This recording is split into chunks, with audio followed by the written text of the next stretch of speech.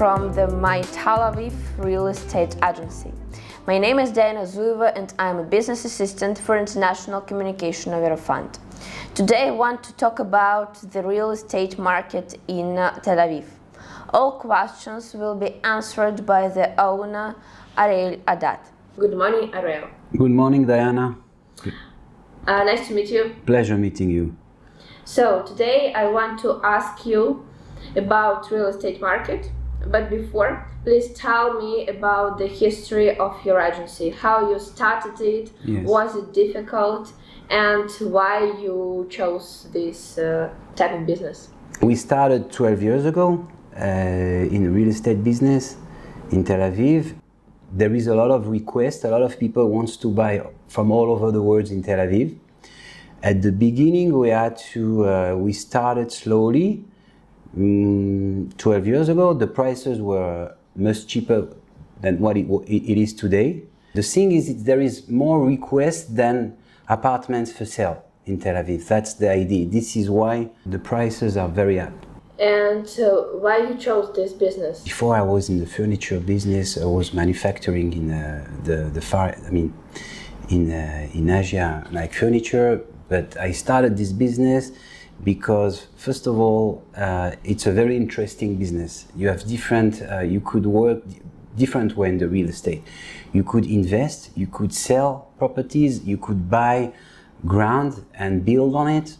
So it's an open market, and it's everyone could find his interest in this type of business. This is why I liked it a lot, and I like the interaction between peoples.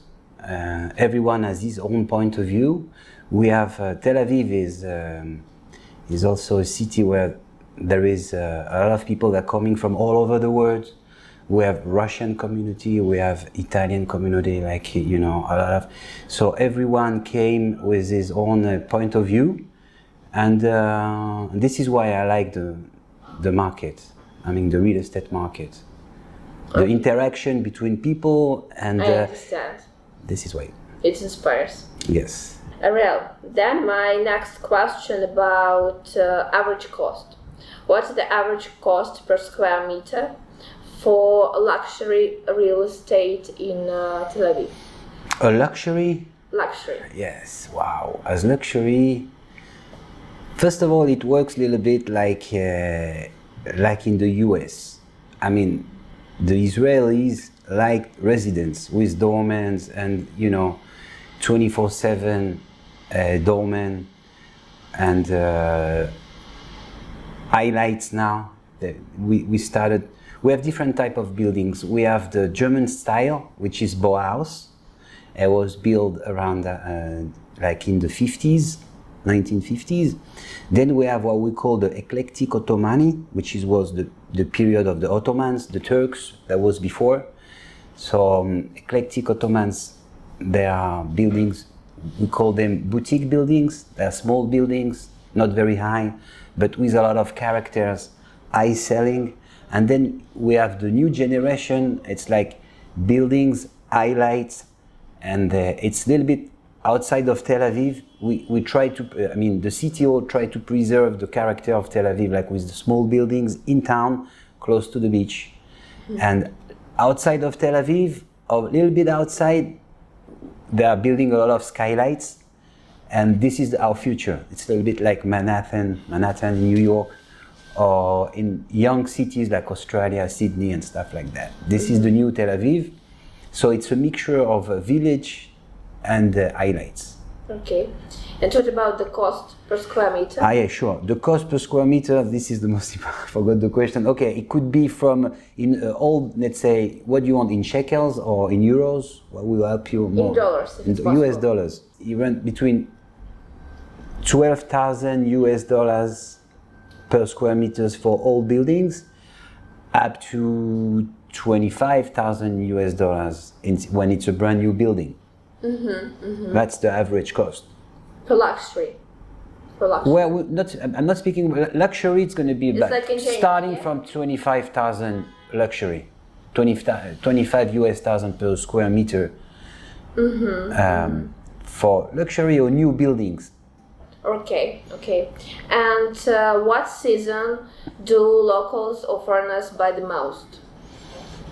When the property in high demand here? Yeah, the high demands to buy, it's all year long. So no, it was the Corona period. So we had, let's say, 6 months, 8 months, what it was, people didn't bought a lot. And then suddenly it came back to normal, and it's not only normal, but people wanted to buy, and because there was not foreigners investors, so most of the buyers were the Israelis, local Israelis. High-tech people, we have a lot of high-tech people, and they are invested in the real estate, and this is what's happening today. Most of the buyers are Israelis, and something like 3-4% are investors from overseas. From overseas. Yes. But it's popular, yeah, among foreigners to invest and to buy properties here. Yeah, it's very popular. Everyone wants to have, first of all, it could be, for the tourists, they want to buy their summer house. Summer house. And the Israeli, they prefer to buy the house than renting it all the time. So yes, it's very popular. Real estate investment is very popular in Israel. And what type of properties? It's like houses for staying during summer, yeah, as you mentioned. Or it's apartments as well. You have different type of. Tel Aviv. You could be. You could live overseas and you want to buy, let's say, a summer holiday house. Or that's one. We're dealing a lot with those guys in Tel Aviv because we're close to the beach and stuff, and we have a lot of all our buyers. Most of them, let's say 50% of the investors of the buyers are from overseas, investing in Tel Aviv or in Israel. Most of the time in Tel Aviv, we're dealing with Tel Aviv, the most of ourselves. Okay. In your speech, you mentioned about pandemic. Yes. How the pandemic affected this business and your agency. Did you work or not? Was it difficult for you, for your employees? It was. I think it was difficult for everyone because nobody knew exactly what was going to happen in the future, but we worked. We're doing also what we call relocation. People that comes relocation. Let's say people. We're working a lot with embassies. The people are coming for 4 months. Let's say in Israel. So we have to find them an apartment. It's a complete all furnished apartment, and we're renting it. We are handling apartments this way. So we have different part of the business. Where first of all we're handling apartments, then renting it to relocation people during summer, winter, and then another part where we're selling the apartments. So during the Corona, all the apartments were full of relocation people. So we worked, and then it was something about 6-8 months. Almost nobody bought an apartment, but everybody was home thinking about what they will buy when this thing will finish, the Corona. So this is what's happened when they opened. We came back to normal. It was not really normal after 8 months, but people came out and they started to. Everybody wanted to buy apartments, and the prices we thought the prices will go down, but the prices went up because the request was stronger than the apartments on the market. Arie, is here a large number of vacant areas? A lot of vacant areas? Ground to build? Fresh? For building, for just vacant flats, vacant apartments, or all of them in demand. Okay, there is. First of all, there is not in Tel Aviv. There is not too many ground now to build. There is not too many. There is in the suburb of Tel Aviv, around Tel Aviv, but not too many in Tel Aviv. But the thing in Israel, they invented something. I don't know if they invented something. They started to do it in the US too. It's to take a whole building, knock him down. Most of the building in town are 3 floors building, small buildings. So the thing is now today we knock down the building and build 7-floor building instead of 3-floor building. This is where the construction is possible. Then instead of having an old building, you have a brand new building. This is the idea. Okay. Did I answer your question? There is not too many ground. There is few of them inside Tel Aviv to build. But the thing that what we do now is we take an old building, knock down, destroy it, and build it up, bigger, higher.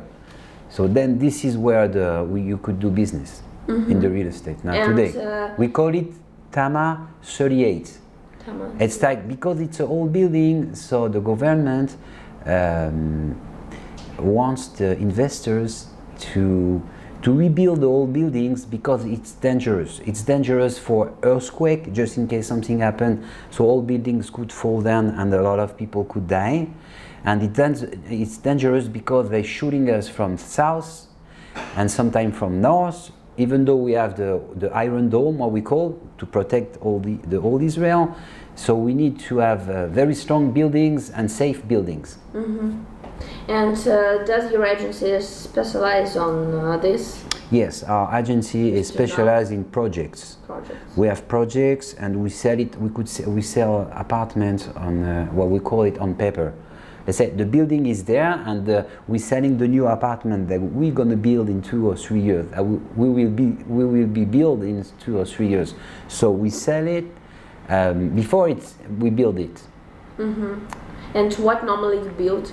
An apartment or commercial offices? So it was. I mean, it's both. It depends of the region. If you go east or south, so it will be like more investment for offices. But central and north and everything, most of the time it's more like apartments, and sometimes it's a mixture. So you have let's say 10 floors of offices, then 24 floors of let's say apartments, and then 10 floors of an hotel or whatever. It could be a mixture. Okay. And then what's happening with the corona? So I think the offices we will build less offices because of corona. Not because of the corona itself, because the big companies changed their state of mind. A lot of people are working from home. Let's say if you work 6 days in a week or 5 days in a week, you're going to work 2 days from home. So they need less offices than before, the company that renting it. So I think personally that there is less future for the investment in the offices than in apartments for right now. Okay. Yeah. So the market has changed after the corona. Yeah. A little bit. I think it's all over the world. It's only in Israel. You know, the corona changed the point of view of big companies for offices. And I also heard that Israel is highly popular among people from France. Is it so? Yes, Israel is very popular from not only France. I mean, all Europe. It's 3-4 hours flight from Europe. We have a lot of Russian people are coming. We have 1,200,000 Russian in Israel, which is almost 15% of our population.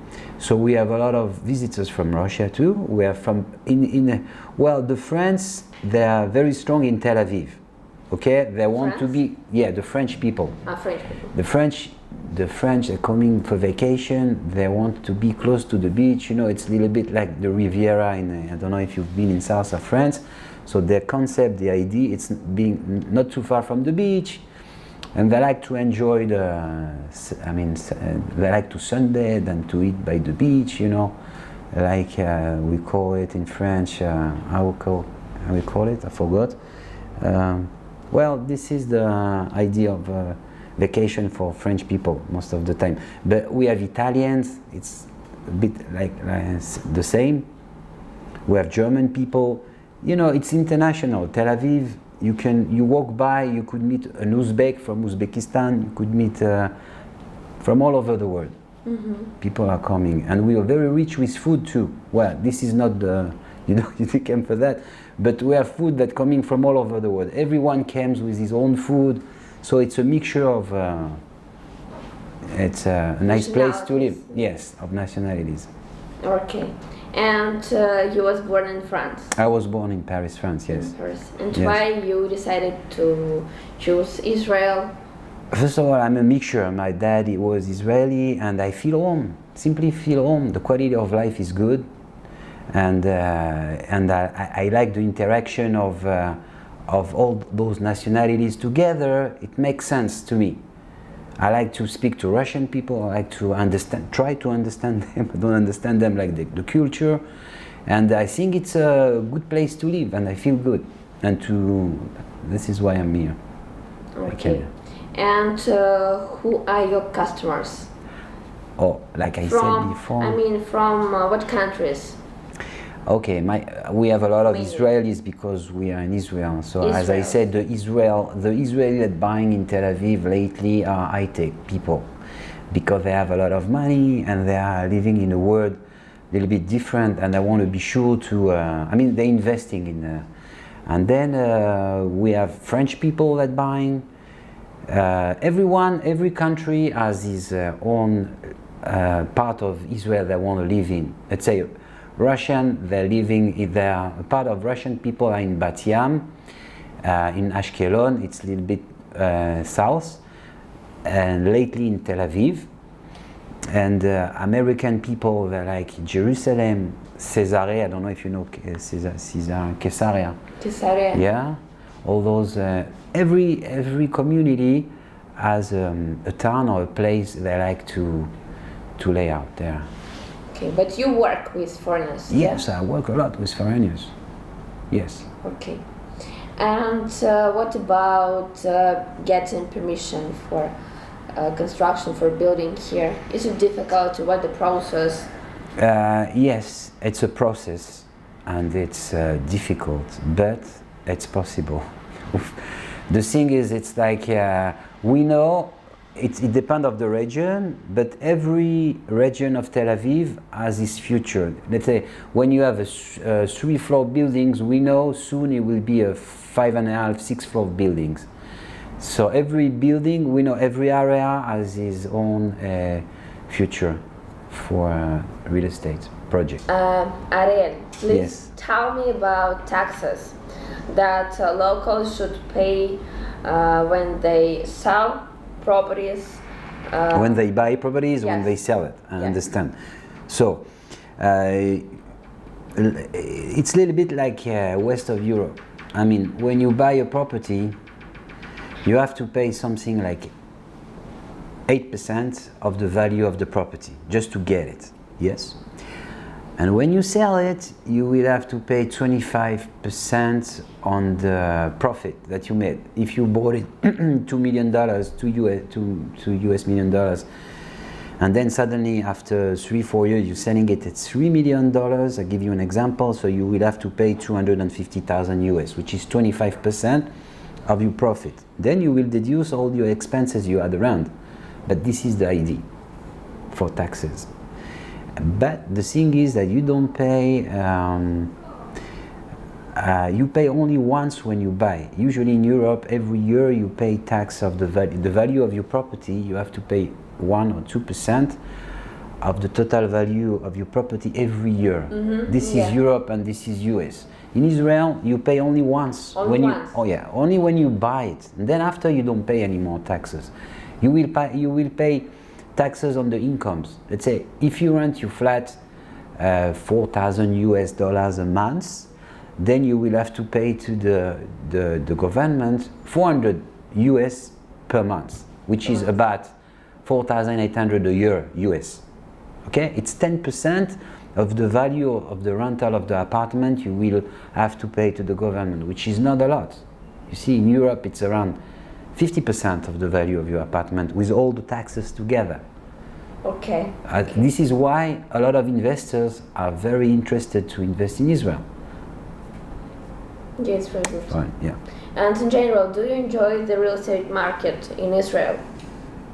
Well, it's a strange question, but Of course. if yeah. I enjoy it, I love my job. If I won't be good if I don't love it. I like people in general. I like to meet people and things like this. Yes, I like my job, but and I like real estate now. I think yes. Thank you so much, More than Ariel, welcome. for our interview. Say hello to our friend from Russia and from the US. I don't know, from all our friends all over the world, and we will be pleased to welcome you in Tel Aviv whenever you come. Thank you so much. I wish you prosperity and all the best. Thank you. Thank you so much. So let's talk about the flat, the apartment. Yes. That we're going to watch now. We're going to see an apartment with a sea view by the Hilton. That's the name of the apartment. It's a triplex, 3 floors apartment with a jacuzzi and a nice terrace, a layout, what we call. And I hope you're gonna like it. Okay. And what the price of that apartment? The price of this apartment, it's about 2.3 million US dollars. Okay. And how it works here in Israel? Who has an access to the property? For instance, now we are going to check to see this apartment, and only your agency can show it or not? Yeah, it's an exclusivity. It's an apartment that we sold 5 years ago, and then the owner wants to sell it now. Okay. Because he wants an apartment a little bigger, so we have to sell it. Mm-hmm. It's all furnished, and maybe it could interest one of your customers. Yeah, of course. I guess it's and to have this practice that we work with agencies from different countries, and our customers, of course, they might be interested in your properties, because to invest in real estate, I guess, is one of the most wisest way to save and multiply your money. Sure. Everyone needs to buy an apartment for his family, and that's the thing. So you like Jerusalem? You were in Jerusalem yesterday? Yeah. It's beautiful. It's really so beautiful, and the atmosphere is absolutely different. And you know, I like it more than Tel Aviv. Yes, it's like I said before. It's a little bit different. It's history. It's a piece of history, and all the religions in Jerusalem. You could have the English church, the Orthodox church, the Roman church, the Muslims for sure, and the Jewish. That's the meeting of all the. Jerusalem is very, very, very, very nice city, and is charged of history. And how often do you travel these days? Lately? Do you have time? Yes, I travel I was used to travel before the corona more. Now it slowed down a little bit, but it's very easy to travel from Israel to Europe. It's 3-4 hours flight, or it's a good place to fly from, let's say. From especially Israel, you mean, yeah? Yes. No, we started the peace process with our neighbors. Before we were like it's a small country surrounded of a lot of, let's say, Arab country. They were not our friends, but I hope, and it started when this part of the world, Middle East, will be in peace. So I think will be really like paradise to live here. Mm-hmm. Do you miss your motherland, France? I miss my motherland, France, and like I said before, for me, I'm half French and half Israeli, so for me, I feel home in France, and I feel home in Israel. I hope I will travel soon in Russia. I've never been there, and I know it's a beautiful country.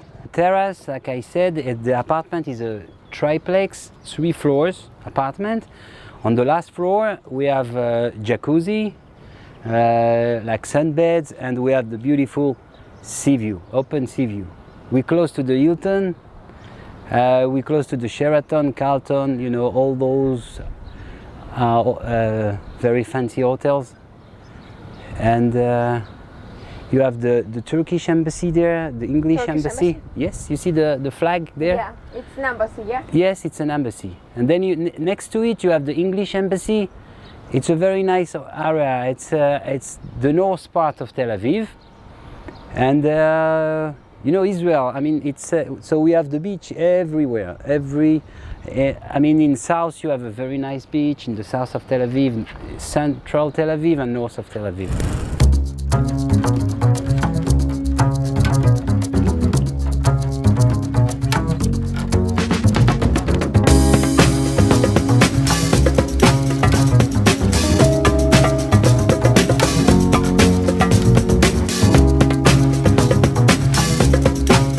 So nice to meet you. Nice to meet you too. Diana, it was a pleasure meeting you, and I hope to see you soon back in Tel Aviv. Thank you. Nice You're to more meet you. than welcome.